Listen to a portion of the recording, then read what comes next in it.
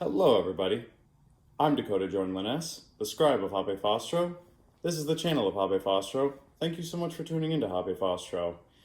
Personally, I thought I was done with making tutorial kind of videos, and I also thought I was done with culinary adventure kind of videos. However, I actually have been recommended / respectively suggested to do this kind of vid from two particular individuals that mean a whole lot to me. One is my sibling's father, who along with my own biological father, I like to consider a second father to me. How lucky am I to have two loving, caring, super awesome, super cool, individualistic fathers. And I've also been brought up this subject by Brittany Arwin, a very good friend of mine, who you may recognize as the voice of Jill Valentine from my Build the Roster of Marvel vs. Capcom series. Well, she said that she's always wanted to barbecue, but she's never gotten around to learning how to, and frankly, I actually learned how to barbecue in a really short amount of time, and she actually suggested, why not make a video showcasing what I've learned? And you know, I believe that those two particular special folks that are special to me, I'd only say that they persuaded me to get into this kind of video making again. And with that all being said, let's feast our eyes on this tutorial and let's get to feasting.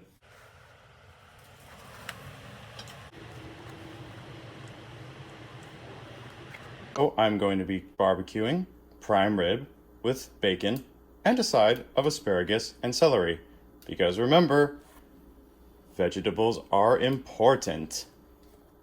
Now, when it comes to ingredients like these that tend to be a little bit thinner than the bigger meat that we'll be working with, then it's highly recommended that one uses some aluminum foil. So observe now that we're going to take our foil and we're going to make a little tray out of it. One for the produce and one for the meat stuffs. I'm going to put the big roll aside. Moving on to phase two, we can now put our bacon up on the tray. Now, fun fact, I have actually tried cooking bacon on a grill before, and I pretty much messed it up by not putting it on a tray, and the bacon just disintegrated. And I was very sad. Very sad.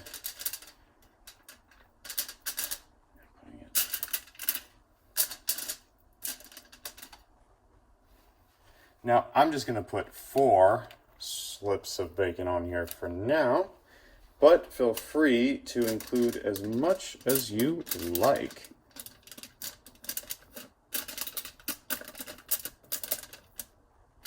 Also, be sure to fold up your tray to where it has small but practical walls.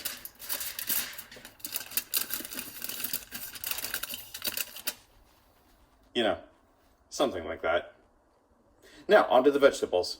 And now what we're going to do is we're going to take a knife and we're going to take our lovely vegetables and we're going to cut them all up on our nice little aluminum foil tray right here.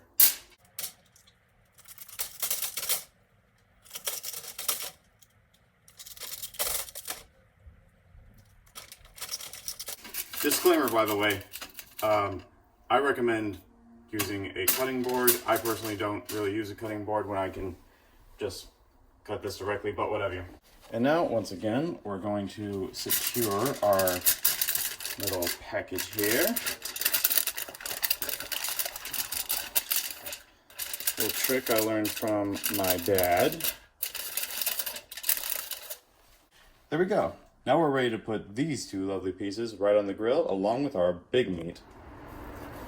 Please forgive this risk I'm taking about having one of my devices up on a ledge, but you know, no risk, no reward. So therefore, let's put the bacon right there. And we're also going to put the vegetables. Oh, actually, let's scrunch that up a little to consolidate space. Now we can put the vegetables right there. And now for the piece de résistance. I'm going to take this here prime rib right off of the package. Take the prime rib, put it there, there.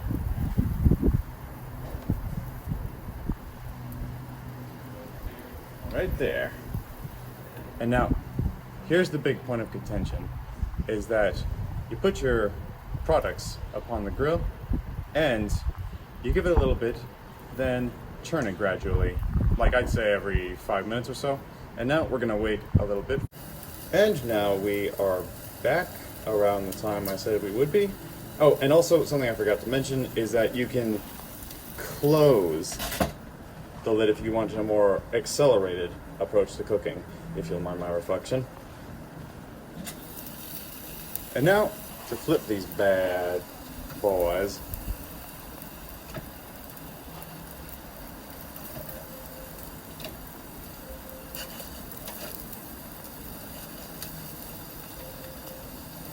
And the vegetables, I don't think they need to be flipped so much, but you can shuffle them around if you so desire.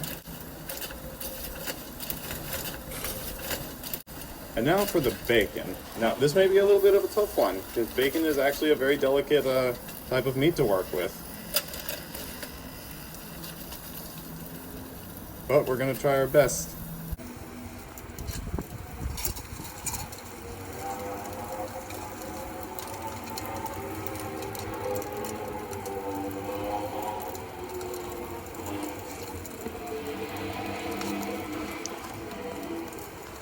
And now I'm going to show the results of what happens when we close the lid and come back in around 3 minutes.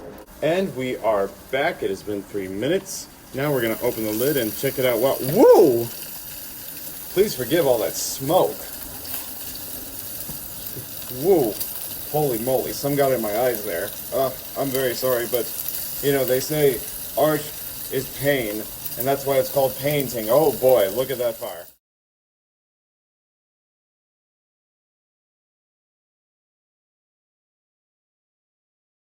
It's a very good time to cool it down just a bit.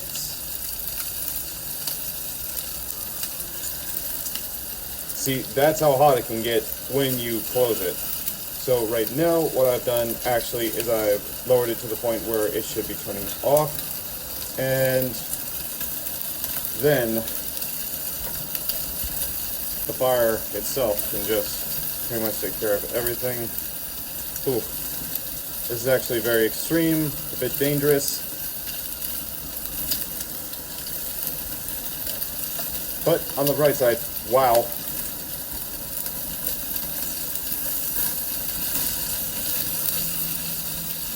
It should cool down at some point eventually.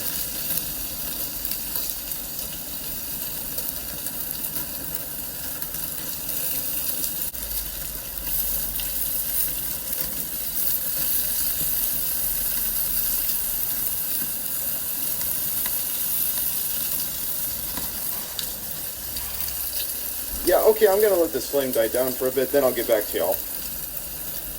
Here's a quick little side note. If it's at all a big concern that fire has started on your grill when you don't want it to, then it's a fairly simple solution. All you have to do is turn off your grill, close the lid, you know, expel it from any kind of oxygen, and the fire will die down in a relatively short amount of time.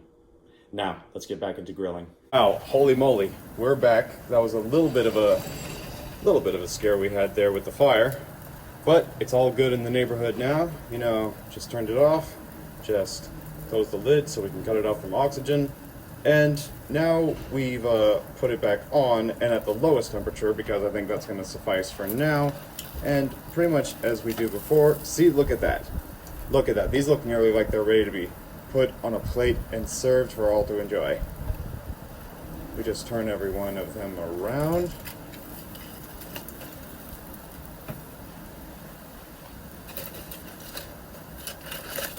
Shuffle our vegetables one last time.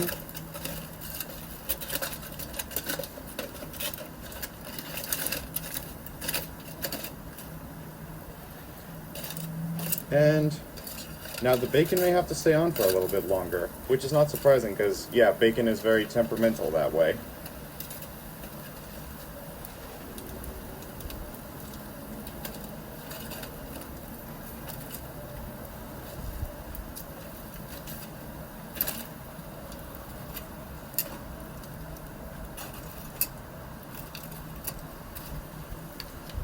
go.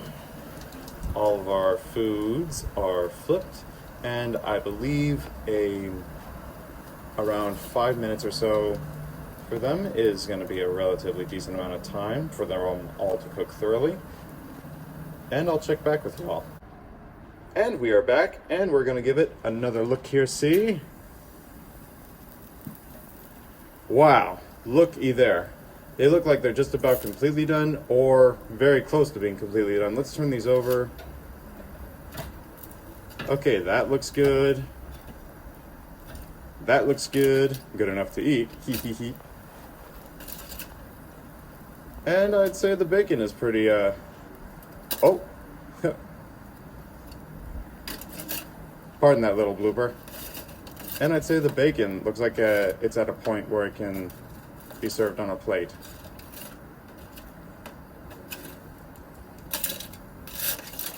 And the vegetables, now that's not too big of a concern really, because vegetables are good either cooked or raw. So I'm gonna go get a plate and I'm gonna serve it all on here.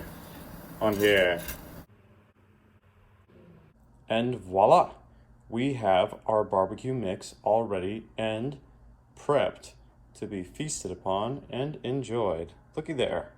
Prime rib with asparagus, celery, and bacon. Another quick side note is that once you're done grilling, I highly recommend leaving your grill on for a little bit after a while. That way it can burn any of the excess greases or debris that's come from cooking. You know, it can all just burn away and you can turn it off later after you're done eating. And with that being said, thank you all so much for watching the video. Please like, comment, subscribe, share, support the channel, and consider following me on my other social media platforms. I'm the Scribe of Hobby Fostro. This is the channel of Hobby Fostro. Thank you so much for tuning into Hobby Fostro. Peace, love, and understanding. And remember to follow the crow-winged black cat. Oh boy, oh boy, oh boy. Hey, let me be, won't you? I'm trying to eat here.